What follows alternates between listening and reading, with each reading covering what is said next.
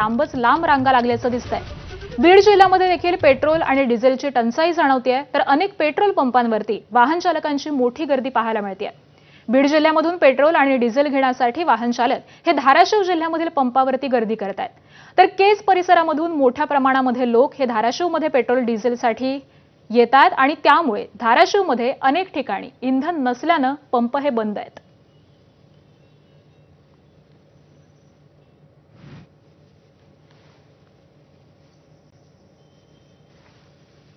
कालपासून डिझेल भेटून झाले।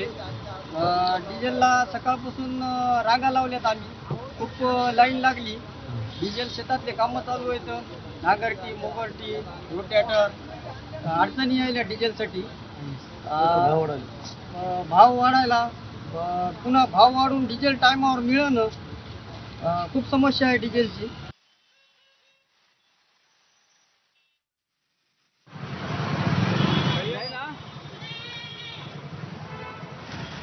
आणि धाराशिवमधून या सगळ्या परिस्थितीचा आढावा घेतलाय आमच्या प्रतिनिधींनी, पाहूयात।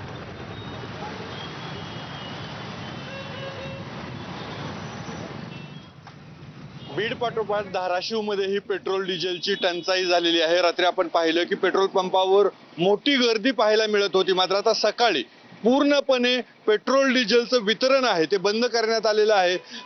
बीडमधनं केज परिसरातले अनेक लोक धाराशिवमध्ये पेट्रोल डिझेलसाठी आलेलं आपल्याला पाहायला मिळालं होतं, मात्र त्यांना मोठमोठ्या रांगा लावून सुद्धा पेट्रोल मिळत नव्हतं। आता धाराशिवच्या कळंब असेल, वाशी असेल, या परिसरामधले अनेक पेट्रोल पंप जे आहेत ते आता बंद करण्यात आलेले आहेत।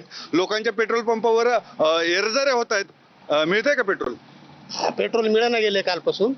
हो, लोकांची परेशानी व्हायली, हॅरासमेंट व्हायला लागलेली आहे, अडचणी वाढायला लागल्या। किती पेट्रोल पंपावर फिरलात? 2-3 पेट्रोल पंपावर जाऊन आलो। मी केजहून आलो होतो, केजला पण नाही पेट्रोल। आता इथं भाचीला सोडवायला आलो होतो, जाताना डिझेल घेऊन जायचं होतं बाजरी मळायला, त्याला पण नाही डिझेल। डिझेल असेल, शेतीच्या मशागतीची कामं सध्याला सुरू आहेत, मात्र ट्रॅक्टरसाठी जो शेतकऱ्यांना डिझेलचा पुरवठा गरजेचा आहे तो सुद्धा बंद झाला आहे। साहजिकच आहे, शेतीच्या मशागतीच्या कामावर परिणाम आहे।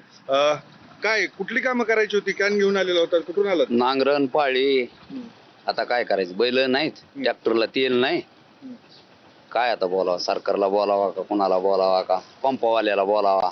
शेती कामाला याचा मोठा फटका बसला आणि दररोजच्या दैनंदिन ज्या गरजा आहेत, जी वाहतूक करायची, दुचाकी चालक असतील, चारचाकी चालक, पूर्णपणे ठप्प झालेली आहे। अप्पासाहेब शेळके, एबीपी माझा, धाराशिव। उद्या 5 राज्यांच्या विधानसभा निवडणुकीची मतमोजणी होणार आहे। पश्चिम बंगाल, केरळ, तामिळनाडू